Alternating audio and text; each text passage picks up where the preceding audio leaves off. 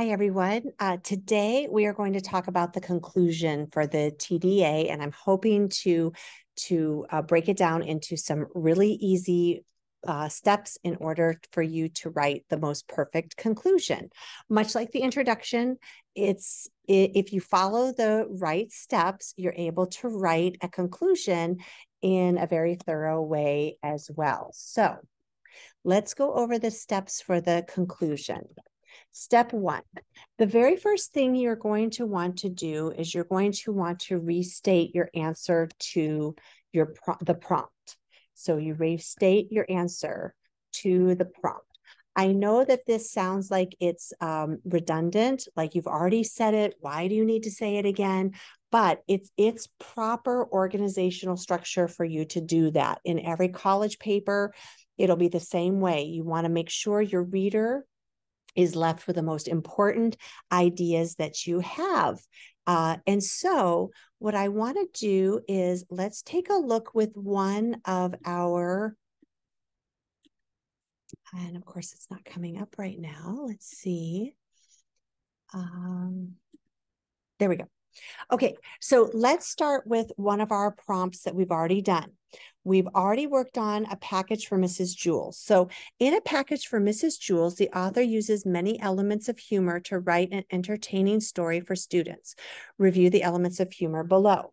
So basically the question here is, what elements of humor does the author use in order to create a humorous fiction piece? And if you remember, we had these elements that we focused on. So you might want to start with, go back to the whiteboard. So you might want to start with, as an example, and I'll put it down here maybe. Okay. The author in a package for Mrs. Jules uses humor in many ways.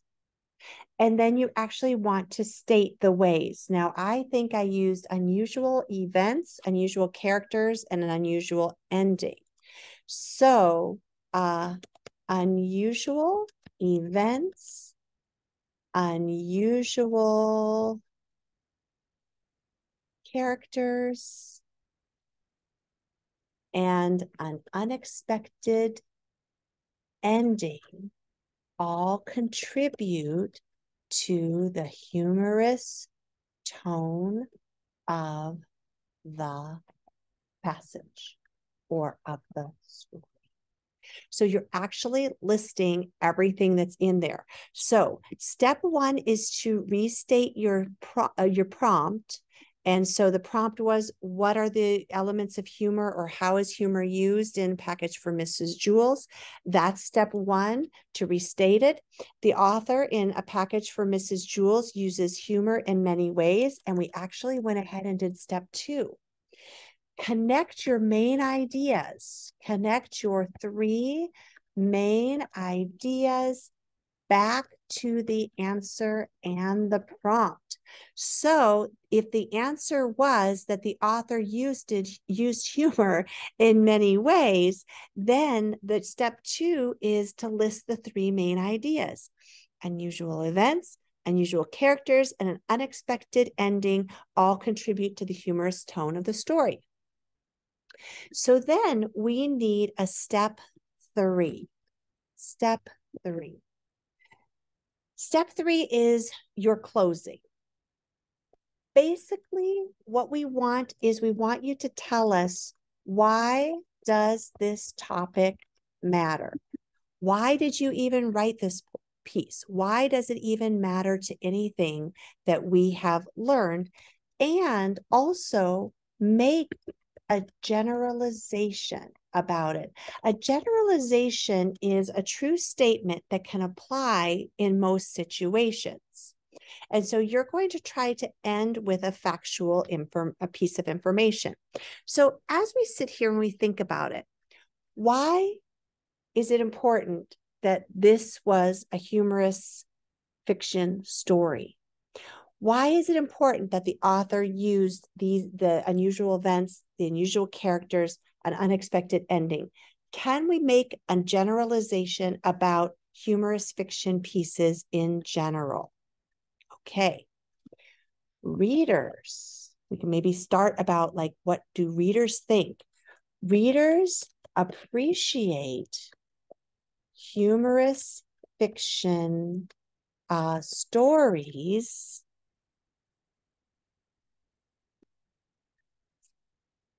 the unusual events, characters, and endings create or make the readers enjoy the story more and want to continue reading. That's why it's important. That's why people write humorous fiction pieces. They want to entertain you. They want to make sure that you enjoy it and that you are hoping that you keep reading it. Maybe you want to read this author again. So these 3 easy steps. Step 1, restate your answer to the prompt. Step 2, mention your 3 main ideas and connect them back to the answer of the prompt. And then don't forget your closing sentence. Why does the topic matter? So now let's take a look at today's TDA, A Quest for the Tree Kangaroo. The author of The Quest for the Tree Kangaroo uses many techniques to build awareness for the need to protect the tree kangaroo. So the author wants you to care about the tree kangaroo. How does he do that, or she? The author uses exact words from the scientists. Ooh, one main idea. Detailed descriptions. They describe it in the paragraphs, and engaging illustrations, which are pictures, to highlight how people can save the tree kangaroo. They gave you the 3 main ideas. How does the author share information with the readers in an engaging way? How did this information form the reader's viewpoint of the tree kangaroo? Basically, they're asking you, how do the 3 ways, the exact words from the scientists, the detailed descriptions, and the engaging illustrations contribute to you caring about the tree kangaroo? How did it help you change your viewpoint? You probably didn't know about the tree kangaroo before you read this story, and now you care. I know I do. I don't want the tree kangaroo to be endangered or go extinct. How can I help? So the author really did a good job in engaging us and making us care about it. So when you do your conclusion, after you've written everything, remember, step 1, restate your answer to the prompt. The author of The Quest for the Tree Kangaroo makes you care about the tree kangaroo through exact words from the scientists, detailed descriptions, and engaging illustrations. And then go on to explain further, and don't forget that closing statement. Make a strong generalization about tree kangaroos being endangered, or what you think might need to be done. Okay, I hope this helps. And don't forget, you can ask your teachers if you need anything more. And we will, I think this is my last video. Don't forget to take a look at the introduction videos, the main idea videos, if you need help with them for this TDA. All right, take care. See you later. Bye-bye.